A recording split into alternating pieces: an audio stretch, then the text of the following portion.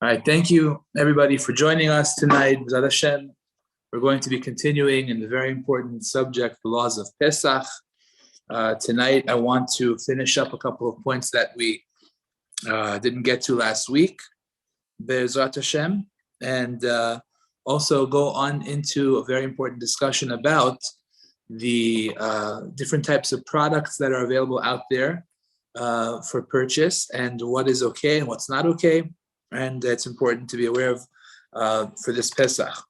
So, Be'ezrat Hashem, first of all, we'd like to dedicate tonight's learning for the complete and speedy recovery of Moshe ben Sarah. May he have a refuah shlema b'toch shar cholei Yisrael very quickly. Also, Shachar ben Chana and Yaakov Yisrael Avraham ben Chana Esther Helen and Shmuel Moshe ben Pnina. May they all have a refuah shlema b'toch shar cholei Yisrael very quickly. Amen. Kol Cholei Yisrael. So, one more point that I wanted to bring out is the Keurig machine. A lot of people have Keurig machines, and the question is, can you kosher that for Pesach? And the answer is that the poskim do say that you could. And how do you kosher a Keurig machine? So first of all, again, for a Keurig machine is a type of coffee maker. You take a little cup, you open it up, put it inside, and it gives you a beautiful cup of coffee. So how do you kosher a Keurig machine? So as per the OU, it's not that big of a deal. All you would have to do is you would have to go ahead and you would have to take the K-cup holder, which is removable. You would wash it. Welcome. Right? So all you would have to do is take the K-cup holder, remove it. You don't use it for 24 hours, first of all. Then you go ahead and you pour boiling hot water on the K-cup holder. Then you go ahead and you run a Kosher for Passover K-cup inside, and that would do it. That's all you have to do. But remember that you should kosher it before Pesach. Very important. Make sure that you kosher it before Pesach. On Pesach already is a question which depends on different minhagim whether it would work or not. But there are no questions asked. If you do it beforehand, you're okay to go, which is wonderful. So that's important. So working with a Keurig machine, you could do that for Pesach, no problem. Another question that somebody had asked last week was about whether or not you can kosher a quartz countertop. So that, like we found out last week, there are many who say that it's a problem to kosher a quartz countertop. Some of them were adamant about it. Different poskim talk about it. However, Chacham Ovadia Alav Shalom held that you are allowed to kosher a quartz countertop in the same way that you would do any other countertop. And therefore, there's no problem. You do boiling hot water like we discussed last week. Clean it up nicely beforehand, and then you pour the boiling hot water on it, and that will be good enough for your countertop. Okay, that's great. That's number 2. Another thing that I wanted to discuss last week, and we didn't have enough time to talk about it, is the concept of medicines on Pesach. Now, the idea of medicines is important to understand. You're allowed, God forbid, nobody should ever be in a situation that they need to take medicine. But if somebody is chalila, is a chole she'en bo sakana, which means somebody who is not at risk, God forbid, of losing his life. He's knocked out in bed. So then, it's not a slight ailment, a little thing that he can get over, not like a little headache or something, runny nose, The guy is knocked out in bed. In such a case, Rabbi Ovadia writes that a person is permitted to take a non-flavored medicine. Again, very key, non-flavored. It has chametz mixed into it, but there's no flavor, right? In such a case, you would be allowed to consume that on Pesach, and that would help him to get better. So any non-flavored medicine that has chametz mixed into it would be permissible for a chole she'en bo sakana, which means that he is knocked out in bed, he's not functioning normally, he needs medicine. Such a person can go ahead and can take that without any problem. Now, Needless to say that, God forbid, somebody has a life-threatening condition. It could be blood medication, it could be blood pressure, all these kinds of medications that are needed for heavy-duty situations. You must consult with your doctor to make sure that what you're taking is okay and will not, God forbid, affect your health. You have to always clear these things with your doctor, because your life is of primary importance. We want to make sure that everything's okay with you. But assuming that you can get a medicine that does not have a flavor and it's not a good flavor, so that would be acceptable. Now, the truth of the matter is that I have here a list. I have two wonderful books here that provide lists of hundreds of medications that are completely chametz free. So if it's possible to get one of those, then you really, that would be the best thing to do, because there's no question that that would be the best. Why should you consume chametz if it's not necessary? The idea of the chametz in the medication being okay is provided that there's no good flavor. But the minute that there's good flavor to it, then already the heter goes away. Once it's a nice, maybe chewable tablet with a flavor, or maybe a sucking candy that's for a sore throat or something like that has chametz in there, there's no question that already is a problem. So it's important to make sure that we don't use them. That's important to make sure that you're getting something without a flavor. But again, if you have your list and if you need help, you can give me a call, and I will let you know whether or not it's on the list or not. There's no question that would be the best thing, because why should you consume chametz if it's not necessary? So there's a beautiful list of medications that don't have chametz, and there's no problem. But like I said, if it's a hassle, if it's 1 a.m. and you don't know, is it okay to use it or not? Whatever the situation may be. So again, the halacha is that if it is a medication that has chametz, as long as there's no good flavor, it's just a regular, bad flavored pill. So then the halacha is for a choleh she'en bo sakana, which means that he's not just having a slight headache, but he's knocked out, but it's not deathly ill either. It just, the guy's knocked out in bed. He can go ahead and consume that medication without any problem. And by the way, just one last point. We mentioned it again. I want to say it one more time. A quartz countertop can be kosher according to Rav Ovadia. So that's important. If you had that question last week, so it's important that you hear the answer. Rav Ovadia held the quartz countertop could be kosher. Okay, so that's important to be aware of. Now, moving on. There's a difference between medications and vitamins. And this is an important discussion to have all year long in general. Medications, like we said, they don't have to be kosher as far as when it's a non-flavored medication. So even if it contains something that was not kosher necessarily, but it's a not good flavor, so then it's acceptable, because for the person's health, we say that this foul flavored thing, you don't have to worry about it. You can go ahead and eat it, and it's okay. Meaning it's not really food either. It's just a pill. It's a medication, and it's not considered an act of eating. However, when it comes to vitamins, Rav Moshe Feinstein, alav shalom, explained that there is a very big difference between medication and vitamins. And he explained that vitamins are a dietary supplement. Usually, when a person eats his food, that's supposed to provide him with whatever nutrients and vitamins he's supposed to get. And when a person takes a vitamin, what he's doing is he's saying, I didn't get it from the food, and this is instead of the food. The food is something which should have given me this, and it didn't. So now over here, because of that, explains Rav Moshe, this activates the principle called achsheve, which means that he considers it to be like food. He considers it to be like food. And since he considers it to be like food, the vitamins must be kosher.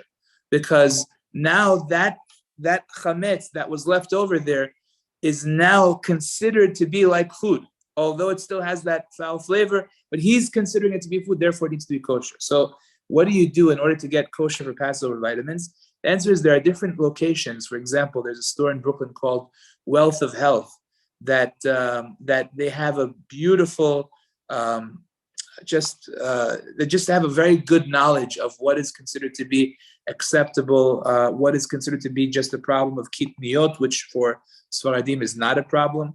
So, you could just give them a call and ask them, is this okay? Is that okay? They don't. They have the knowledge of what is considered to be okay for Pesach and what's just kitniot and what's not even chametz at all, or even kitniot. The point is that you research it and you'll see that it's that a lot more is available to you than what you think. But it should be researched. You can't just assume I'm going to buy a vitamin from the store and just use it. You need it to be, first of all, kosher all year long, number one, and number two, research it so that you know that it doesn't have chametz for Pesach. That's important as well. Okay, if we have any questions, so far so good. Everybody on Zoom, we're good? Okay, great. If you have any questions, you can ask and then we'll move on. Okay, excellent. Now, let's continue. So that's with respect to medicines and with respect to vitamins. What about cosmetics? So cosmetics, there are some who want to say that cosmetics are a problem if they contain chametz. The truth is that the Or L'Tzion, Chacham Ben Tzion Abba Shaul, in Chelek Gimel, Amud Sadi Gimel, which is the third section of his Shelot Utshuvot, he goes ahead and he says that it's not a problem. And the reason that he held it's not a problem is because whatever chametz is there, he held is not edible by a dog, and therefore it's not considered to be chametz, which is problematic anymore. And therefore, a person wants to use cosmetics that without having to worry about it, without the headache of having to check, technically is within his right. But again, I do happen to have a long list of cosmetics that have absolutely no chametz.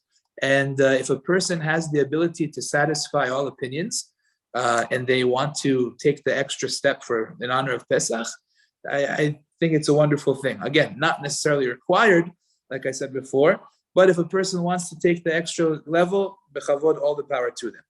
Okay, fine. So that's with respect to cosmetics. Okay, let's continue. Now, I want to talk about a lot of different products that come up that are necessary.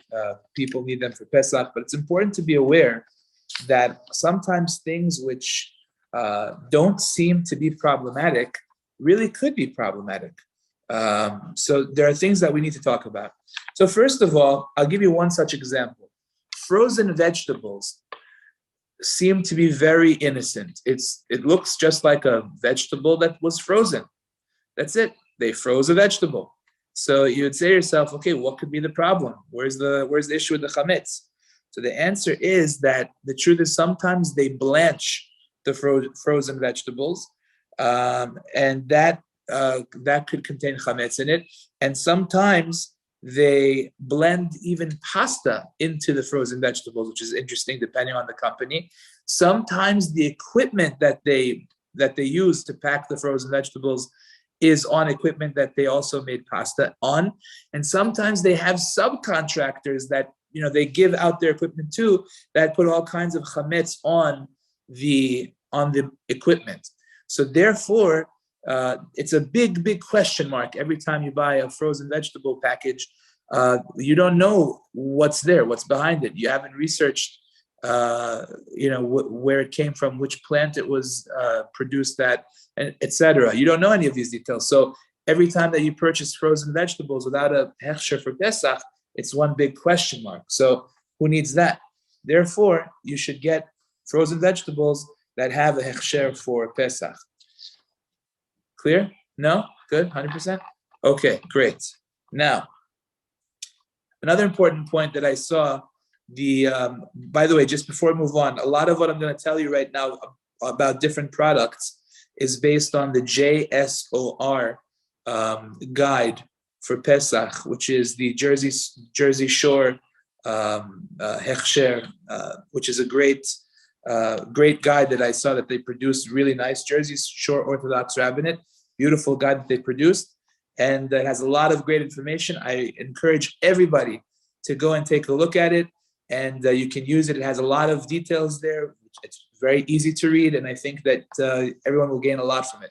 So one beautiful point that they make there is that gluten-free, I don't even know if it's them who says, but gluten-free doesn't mean chametz-free.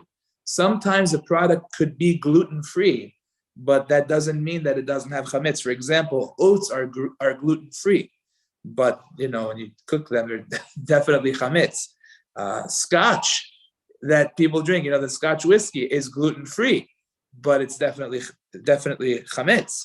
So that's an important point. Don't get fooled by something being gluten-free. Now, let's talk about a very important product that Sfaradim use on Pesach, and that is, of course, rice. We use a lot of rice on Pesach. So what is considered the acceptable way of using rice for Pesach? So first of all, the number one thing you want to watch out for is that it should not be enriched.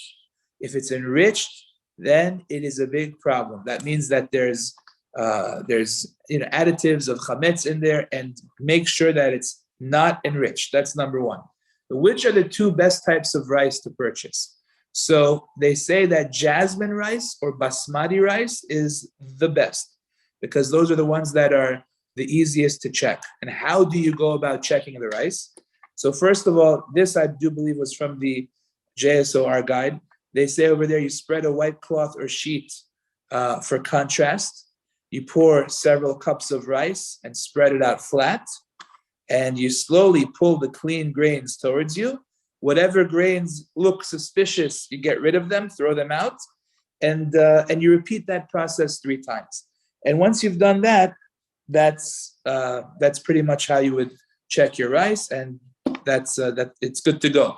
Do this before Pesach. Remember that you want to check your rice and all of these things before Pesach, because that way, if anything happens, if there was any mistake, God forbid, there's a way of dealing with it ahead of time. Remember that chametz on Pesach is not nullified even in 1,000 times. It makes, even if you have even just a drop of chametz on Pesach that goes into your food, the whole thing is garbage. So therefore, you want to deal with these things ahead of time while the rules of nullification can still be there to help you. So that's a very important point as well. Okay. Now, so that's with respect to rice. If we have any question, bechavod, we can take them before we move on. We're good? Any questions? Okay, very good. Excellent. All right, let's continue. All right, so certain things should be purchased ahead of time before Pesach. For example, again, remember, using the same rule that on Pesach, there is no nullification of chametz. That's the main problem that we're dealing with, that once there's even a drop of chametz on Pesach, so the whole thing is a problem. So what would have been nullified before Pesach can't be nullified on Pesach. So for that reason, when you buy, let's say, milk should be purchased ideally before Pesach.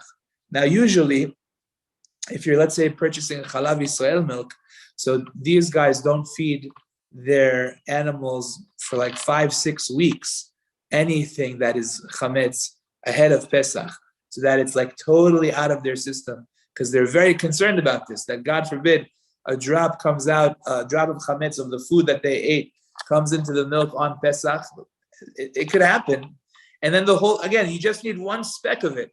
So if that were to take place, then that would make everything that they have not kosher for Pesach. So therefore, they don't feed them any chametz 5-6 weeks ahead of time. They make sure that it's totally chametz free already.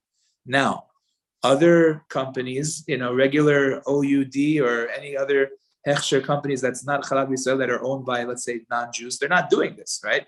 So the only thing that you can rely on is nullification. Nullification works when? Before Pesach. If you're buying it on Pesach and they just milked the cow, you're stuck. Because now it could very well be that there was a speck of chametz that went in, and therefore you wouldn't have the rule of nullification. So therefore, if you're purchasing non-Chalav Yisrael milk, so you should buy it before Pesach. don't buy it on Pesach. That would be a real question mark for you if you would be allowed to consume that. So therefore, make sure that you purchase it ahead of time before Pesach. If it's Chalav Yisrael and it says kosher for Passover, then you have nothing to worry about. But if you find yourself on vacation, Chol HaMoed, somewhere in the middle of, Wisconsin or, Wyoming, and you want to buy the milk, so then you have this problem. You need to make sure to purchase it before Pesach. Okay. If we have any questions, we're good? Okay, great. Eggs also, it's brought down that a person should buy the eggs before Pesach for a similar reason.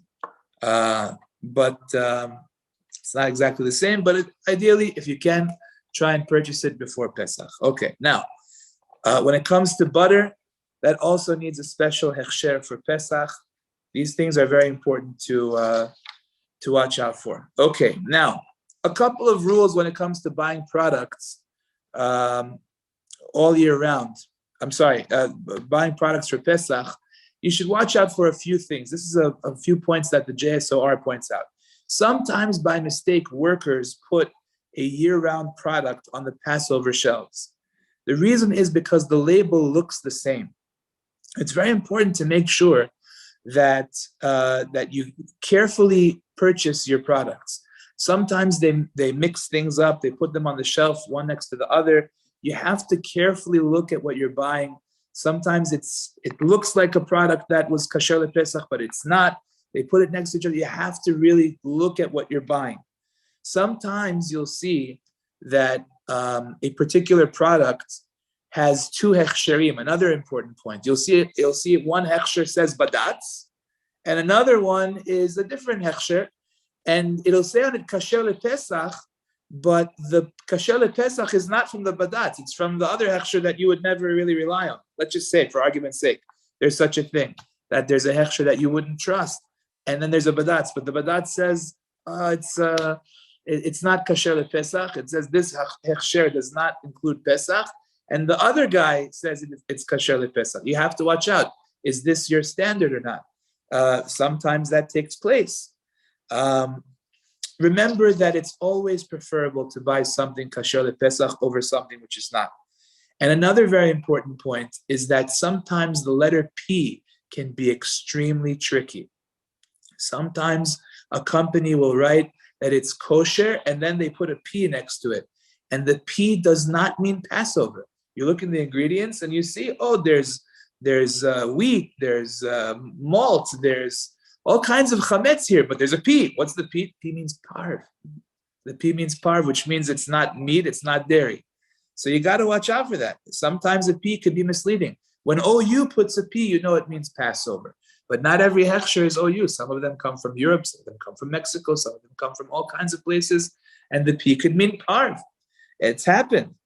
It's important to be aware of these things. Okay. Now, you'll say to yourself certain things, why would they need a hechsher for Pesach? So I'll give you an example. Apple juice. Usually the rule is any kind of refrigerated juice that you want to buy needs to be kasher lePesach. I'll give you an example. Apple juice is naturally a very cloudy drink. When they make apple juice, if you ever go to a farm and you see how the apple cider looks, you'll see that it's very cloudy. It's not a clear liquid. So how do they make it clear? So they use a declouding agent. It's called a clarifier. What they do is they put grains inside of the apple juice, and the chemicals, the enzymes, the additives that they add, these things actually make it a clear looking product. So that is chametz. Now it's possible that it got nullified before Pesach, which is true. It's possible, but also on the other hand, if nobody's supervising, it's possible it's not. We don't know. So that's why something could be a problem, even though you might not realize it. So therefore, your apple juice needs to be kasher lePesach. Your orange juice needs to be kasher lePesach. All the refrigerated juices that you buy should be kasher lePesach. There's one juice that I saw that does not. That I saw the OU brings it down, the JSOR brings it down, and that is the real lemon and the real lime, which is the lemon juice and the lime juice that you put in your food. Again, it has to be that it's the liquid only, right? Even though it says OU, but it doesn't say P, it's still kosher for Passover. So again, the real, sometimes they like to have the ready squeezed lemon juice. It's called real lemon or real lime. That, if it's in the liquid form, does not need to have an OU P. It's good enough that it has an OU. Okay, so that's very important. So we spoke about milk. Baruch Hashem, we said that we should get the milk. If it's not Chalav Yisrael, it doesn't say Kosher le Pesach, must make sure that you get it before Pesach. Very important. Lactate milk, the same thing. Sometimes people are lactose intolerant. They need the lactate milk. Also, make sure that you get that before Pesach. Very important. There are different. So I have a question. Yeah. So we can't buy it during Pesach. I understood why. But buying it before Pesach and it still might have stuff in it that you shouldn't have during Pesach. It would have been nullified though. No, it got nullified before Pesach. That was the point. Yes. Whereas if it was going into the milk on Pesach, even in one minuscule speck, it doesn't get nullified. That's the difference. Okay. What about the different milk substitutes? Very interesting. So there are 3 types of milk substitutes that are all considered to be kitniot, but they are for Ashkenazim not okay, but for Sfaradim they are okay. Even Ashkenazim technically could use them if they're for little kids or for somebody who's sick. They could use kitniot for that. So almond breeze, original and unflavored. Again, we're talking about the original and unflavored. Or rice dream, even if it says enriched, again, original and unflavored.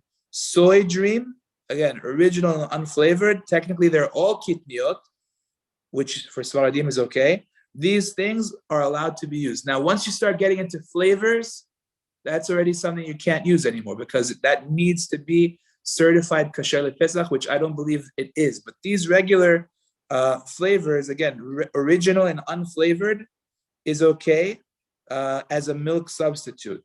Again, Ashkenazim wouldn't be able to use it because it's kitniot, but you could technically, if you're Sephardic, you could use it. Now,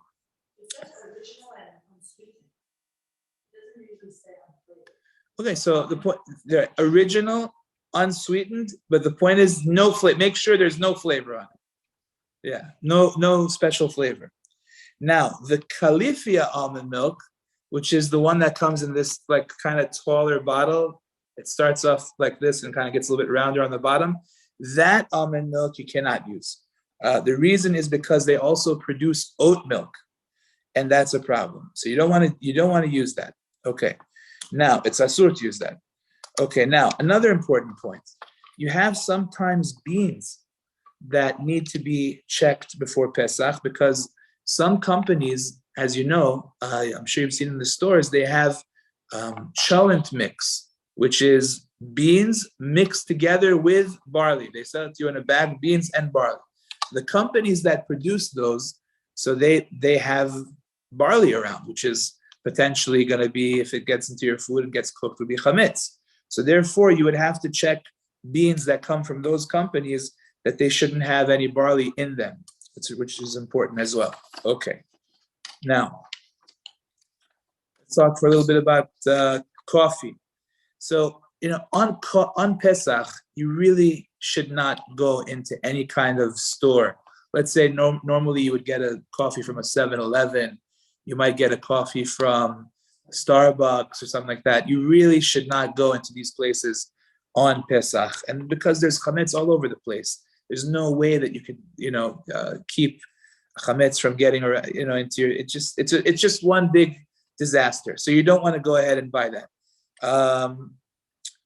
And make sure that whatever you get, generally speaking, instant coffee, decaffeinated coffee, these coffees, they all need to be kasher Pesach because they all have processing that they go through, and it's problematic. They could potentially have chametz in them. So therefore, you got to make sure that you get stuff which is certified that it's okay for Pesach. Okay. When it comes to canned fruits, so if it's just a fruit in its own juice and water, and there's no other additives, then it's okay, even if it doesn't say Kosher Pesach, because it's literally just the fruit and the water that it's in. That, but you have to check that. You have to make sure that it doesn't have anything else. On the other hand, let's say dried fruits like apricots, raisins, peaches, the regular dates that they usually sell, those need to be kasher lePesach. Now there are a lot of them available. A lot of them have a hechsher for Pesach, which is great. But you might say that hey, these things they seem very innocent. Again, these things are sprayed with all kinds of different things and coloring and all kinds of different technology that they go through. It's a problem. If the hechsherim say that it's a problem, then we want to stay away from it. On the other hand, the domestic Medjool dates, which are not the smaller dates that are normally around, but it's like the thicker, heavier dried dates, those are okay. You don't have to worry about that. Now, by the way, the reason that it says domestic is because a lot of times the dates that we get, they come from Israel. And from Israel this year is Shemitah. So you have to make sure that that you research any product that comes from Israel, that it came from a source that you're allowed to purchase it from, which is often enough not okay, because the rule is that Shemitah produce, which means produce that grew in the land of Israel, you're not allowed to sell. It's supposed to be hefker, which means anybody can go and take it. That's the rule of Shemitah. So if they're selling it, you have to know that it was done in the halachically correct way, which is, again, a big job to research that. So you have to make sure that the Medjools that you get this year are domestic, or at least that you know that it's from a good source in Israel. And a reminder, Medjool dates in general, you have to check them for bugs. Got to open up the date and look inside. I have personally found insects inside of them. You have to open up the date, look inside, and maybe put it up to the light and just check, see what you find. I had one with nice big eyes. You could see its eyes in there. They're pretty gross, but it's there. So it's important to be aware of that. Okay. Mayonnaise, ketchup, mustard. These are products that need to be kasher lePesach because they contain vinegar, which could be from chametz. So you got to know that that the item that you have is kasher lePesach. Get one with a hechsher for Pesach. That's my opinion. I think that the other hechsherim agree with that as well. Okay. When it comes to meat should be kasher lePesach. The reason that meat needs to be kasher lePesach is because butchers all year long provide all kinds of nice pieces of meat, and they sell them sometimes already prepared, breaded, or they put it into the kebab, or they put it into all kinds of different things. They work with meat and chametz together. A lot of times the sauces that they use have chametz inside of them, so they have to make it kosher for Passover and buy it for Pesach after they already make it kosher for Passover. That's a very important thing as well. When it comes to the drinks like Coca-Cola and all these sodas, the reason that I'm mentioning these things, you might think it's a little bit funny that I'm saying this, but I'm saying this because I've seen some people, or there's a common misconception out there, Sfaradim, they can have all these things. They can have ketchup, they can have all these types of sodas and drinks and whatever, because why do they make it prohibited? They make it prohibited because of the corn syrup, and corn syrup for us is not a problem. Yeah, that's true, but there are a million other things that go on in the production of the Coca-Cola and all the other drinks that you would never think about. Yes, you see the ingredients corn syrup, but when they do the hashgacha for these things, it's an all-around hashgacha with all the ingredients, with the production lines, with the subcontractors, with knowledge of everything that happens. You just throw yourself into a big question mark. Yes, maybe you're right, but maybe you're not. You gotta go with the derech hamelech, which means safe road that the king would take, which is that it's kasher lePesach, and don't play games with that, because God forbid chametz is a serious violation. So all your sodas and all these things should be ksherim lePesach. When it comes to oil, again, the things that I'm telling you about over here are in much greater detail in the lists that they have. Like if you go online, you take a look at the Jersey Shore Orthodox Rabbinate list, it's beautifully clear. You'll have much more detail, much more information there on much more products than I can possibly talk to you about tonight.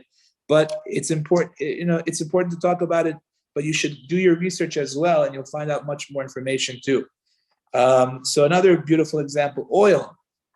Oil would be okay, technically, with just an OU, provided that it's 100% extra virgin olive oil. And a spray that would be from 100% extra virgin olive oil, I believe they also say is also going to be okay. Again, no additives is going to be okay. There are a bunch of other products there as well. Avocado oil, grapeseed oil from the Pompeian brand is approved without Passover certification. The chosen brand avocado oil with an OU is okay, even though it doesn't have a Passover certification. So this is priceless information that they have here in order to make your Pesach a much more enjoyable Pesach. So these are things that we should really know. Okay, excellent. Does it say anything? No, so it says it needs to be Kosher lePesach. The question was, what about Heinz ketchup? Okay, so I don't know. According to this updated list from 2022, their opinion over here is that it needs to be kosher for Passover. I'll read it to you from inside. Requires Passover supervision as they contain vinegar, which can be made from chametz sources. Ketchup, which one is good? Blanchard and Blanchard, Geffen, Manischewitz, Mishpacha, Rokeach, Ungers. No Heinz. So again, these are people that they really sat and did the research, and they made a special effort to make sure that everything is done according to the halakha. So I encourage everybody to take a look at that list and go through it very, very carefully. Now, another very important point that I want to talk about is the idea of the night of the Seder.